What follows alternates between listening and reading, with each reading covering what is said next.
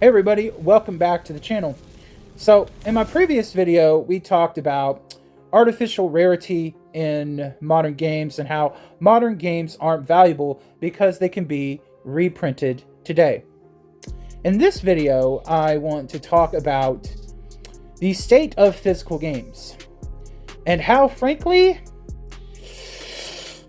they're kind of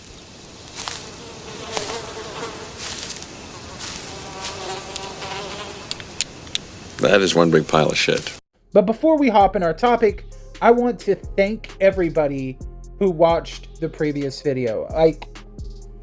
I could not believe the numbers that video got. It absolutely blew me away. I got like 50 subscribers off that video, which is insane for me. Okay? I'm still having trouble processing. Right now it's at 3.3K, which is just insane. I don't know why so many of you want to watch this fat dude right here just lament and gripe and just chit chat about games. But I want to thank all of you for that support. Reaching 1,000 subscribers has been a goal for mine for a very long time. And yeah, let's keep things going. So thank you to each and every one of you. And thank you to the newcomers. Hello. So to get on with the topic of this video, the reason why I feel like modern games are just a heaping stinky pile of poo is because the quality that they release. So back in the 90s, early 2000s, when a game came out, they took the time to actually make sure that game worked and functioned correctly. Because, for example, if they would have released the original Resident Evil, Final Fantasy VII, or any other big release that was coming out back then in a broken state, like so many games released today, it would have been company suicide because there was no patching those games. They would have had to recall all of those discs. If there was some kind of game-breaking bug, like you couldn't pass the first disc in Resident Evil or Final Fantasy VII, or there was like a save data corruption and nobody could actually save the game and it was printed on the disc, they would have had to recall those games from every single store. The copies that weren't sold, they would have had to pull it off store shelves. They would have had to destroy all those discs, and they would have had to reprint it or just said, this game is no longer going to be released. And the only copies that got into WoW would be the only ones that exist, and it would be stupid expensive. Can't say for sure if they would have been able to survive something like that, but it just would have been bad.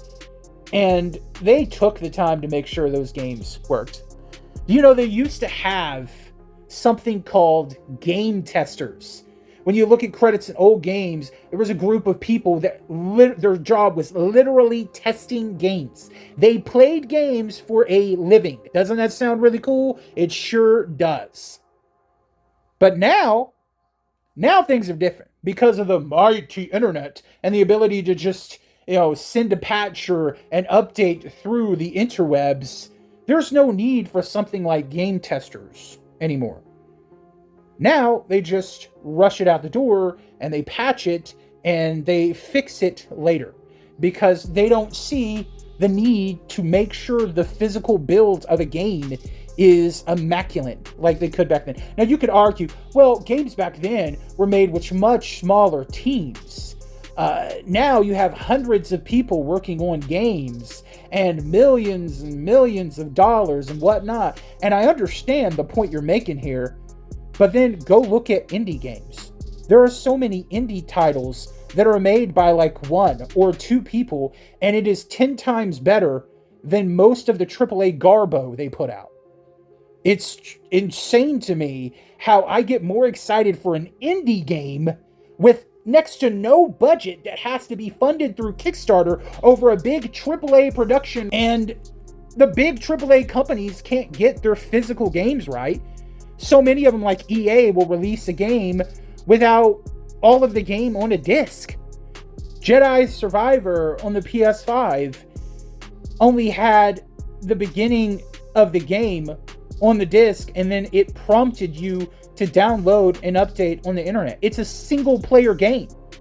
Hogwarts Legacy is the same way. Completely a waste of space. It's literally a coaster. And there's so many games that come out like that. And it's so bad that it happens all of the time that it's taken gamers, collectors, and game preservationists within the community, like Does It Play or Nintendo Revise, that are constantly testing these games with their own money. They don't get any outside support to buy these games, test these games, make a database on these games, so that we can have an informed purchasing decision, because the companies that make these games do not do their due diligence to release the games in a quality standard. I always was a bit annoyed by the term gone gold for a game. Like, to me, when I hear that, I think, oh, that means the game is just in an immaculate state. Like, it's going to be a flawless, fun experience. Oh, really? Really? Well, somebody please tell me, was Cyberpunk a golden standard quality A experience at launch? Because I don't think so. I don't even think the term gone gold should be used, because to me that sounds like something reserved for games that are truly great experiences day one. It's just gotten to the point where it's such a mess. Y'all, it's just it's such a mess. We are pretty much paying these companies to beta test their game. We're paying $70, $80, if you buy the collector's edition, maybe $150, $200, to beta test these games that are not finished on release.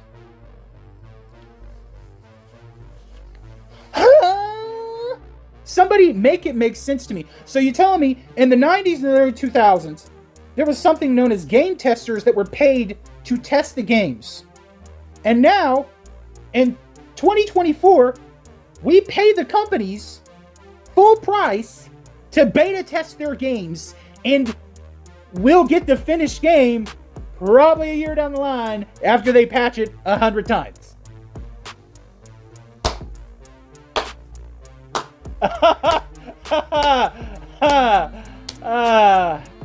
Woo! Yay. You know what this reminds me of? This reminds me of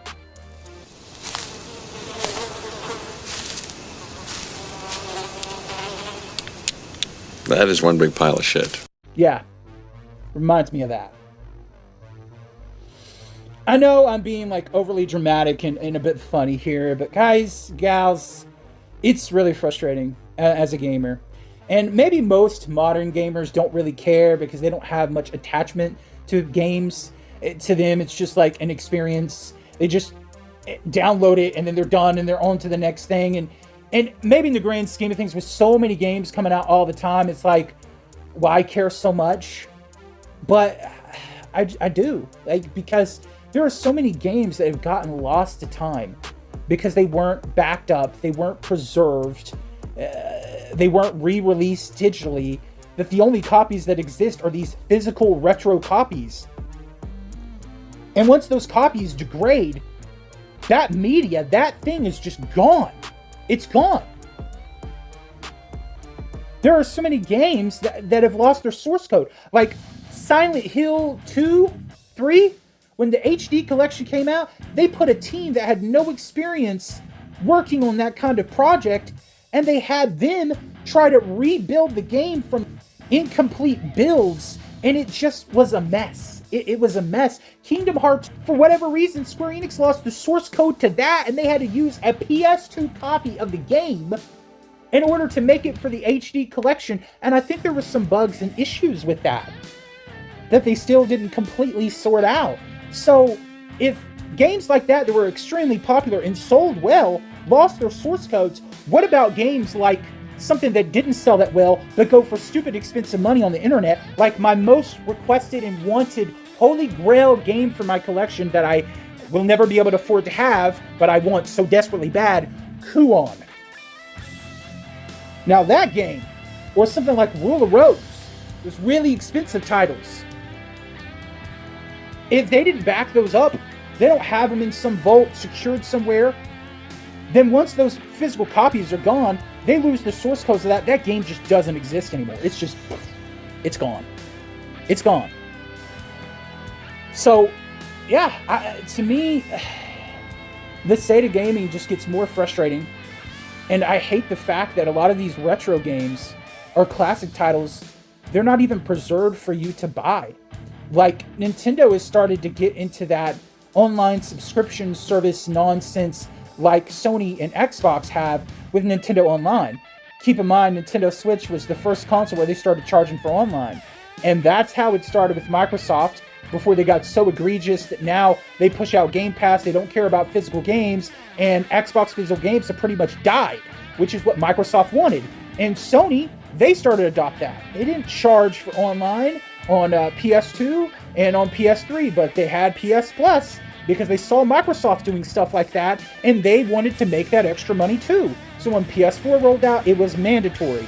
And then all the changes to PS Plus, the price increases, the more egregious nature, and now it's just kind of crap. And now Nintendo has finally started that. And they'll go, oh, well, it's just such an affordable price. Well, that's how all these subscription services start. Even with like Netflix and TV, it started out really affordable, but the prices kept going up. And one of the perks was, oh, you have no commercials. Everything is commercial free. Now they make you pay to get rid of the commercials. Something that was mandatory back in the day. But Nintendo don't even give you the ability to buy their retro games. The NES and SNES games are tied to their membership. And I know what you're thinking, well, it's only $20. But if you want to have the N64 and the Game Boy games, it's going to cost you more money. What if you don't want to pay that membership? What if you don't play a lot of online games, but you still want access to the NES and the SNES games? You got to pay, what is it? I think $40 or $50 for the access to all those classic games? That really sucks. Or if you just want to buy Golden Sun, you can't do it. At least in Sony and Microsoft's defense, if you don't have PS Plus or Game Pass, you can still buy the games digitally. But with Nintendo, it's either you pay for the online service or you don't have access to those retro games legally. Wow, that is crazy, Nintendo. So, even if Nintendo is kind of in the best position of all three companies, they're still doing some really garbo things.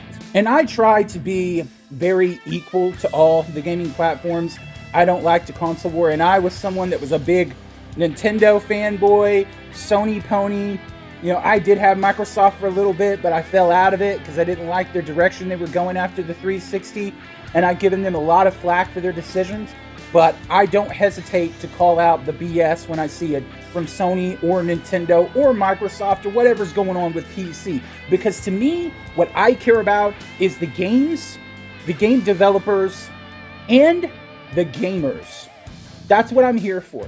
I'm not for the investors. I'm not here for the greedy people. I'm here to stand up for the little guy, for the developers that get put through crunch and then they get blamed when the game gets rushed out, broken, incomplete, and their studio gets closed and they go without a job because they get fired for it, while the investors that made the garbage decision, they just get away scot-free. Yeah, I'm here for those people. I'm here for the consumers that are tired of paying full price for broken, incomplete games. So, what is the solution? How can we get high-quality physical releases for the gamers and collectors that really want them, but then still cater to the digital audience that just don't give a crap? They just want to play the game. Well, my solution, and I've said it so many times over the years, is a very easy one to follow. Release the digital games now. For those who are impatient, they just gotta have them. Let them play it, let them have it, and then push the physical release out to when all the content is finished and the game is fully patched. Could be a year after that. And then everybody's happy. Problem solved, right? And if you think, well, they can't do that, really? Well, let me give you an example of that actually being done. Does anybody remember the game Resident Evil Revelations 2? Okay, so Capcom came out with that game and it was an episodic digital release. A lot of Resident Evil fans were disappointed there was no physical. And they were going to release the game episodically, I think every couple of weeks. until it was finished. And they announced that when it was finished digitally, there would be a physical release that would come later. Well, I bought that physical release. And guess what?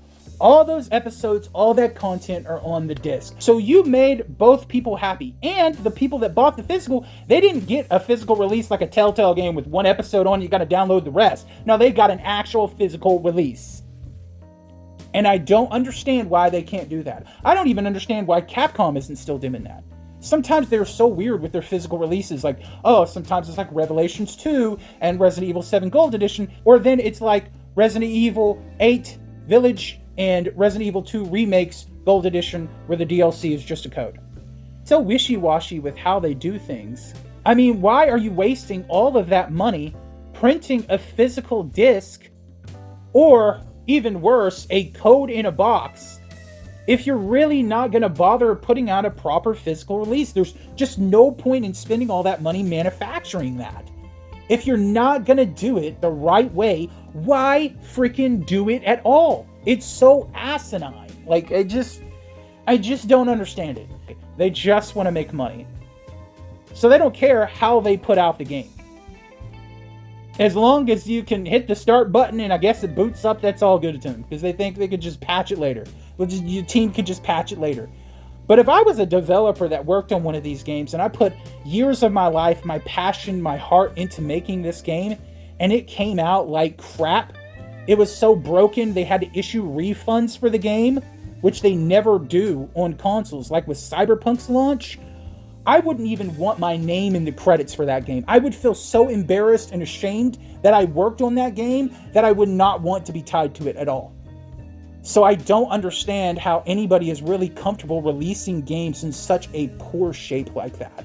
It baffles me that it's the norm now. It's the norm. Like, the percentage of quality built games on cartridge and discs without patches and updates is the minority, and the majority is like broken games, codes in a box, and required updates. Like, what has happened, man? I will never understand the big YouTubers saying, yeah, man, I'm getting out of retro, bro. Yeah, bro, I'm just getting out of retro. I'm selling it all off. Why? Those games actually work. You put the dang disc or cartridge in and you're playing. Modern games, you just gotta download, update, patch, and even after that, it may still not work. Like, and you pay like $80 for it. Man, I'd just rather save up all that money you waste on the garbage modern game releases and just put it all into the retro. At least you know that stuff works. And it plays. I don't know, folks. That's just my rants and rambles. But how do you feel about the current state of modern games? Let me know in the comments below. And my final thought is, for all the ups and downs that's in gaming, there are still so many amazing experiences, and there are quality released physical games now. It's just a shame that you really have to sift through so much and do so much research before you buy a game now. I miss the days of just going to a store, seeing a cool game on the shelf, never have seen it before, and then you're so excited with all the manuals and the inserts, and you take it home, you put it in your PS1, your PS2, your GameCube, your Super Nintendo, and you just play, man. You just have a good old time. No patches, no downloads, no annoying issues that you have to worry about. Man, the younger generations just won't ever understand how simple and just enjoyable things are. Now we get so caught up in console wars and specs and YouTubers and all this other nonsense going on that just kind of tarnishes the gaming experience, of the FOMO here and there, and scalpers there and that, and it's just like, oh man, I'm exhausted. But with this long-winded discussion aside, I want to end this video by saying, regardless of all the ups and downs when it comes to modern gaming, there still are fantastic games out there, wonderful experiences, and there are quality physical releases. You just got to work harder to find them. And as always, just enjoy this hobby as best as you can. Don't let the funk and the stank of a lot of these things bog you down. Stay passionate, stay humble, make those connections, make those memories, those online friendships. And as always, happy gaming and collecting, everyone. See you in the next video. Bye.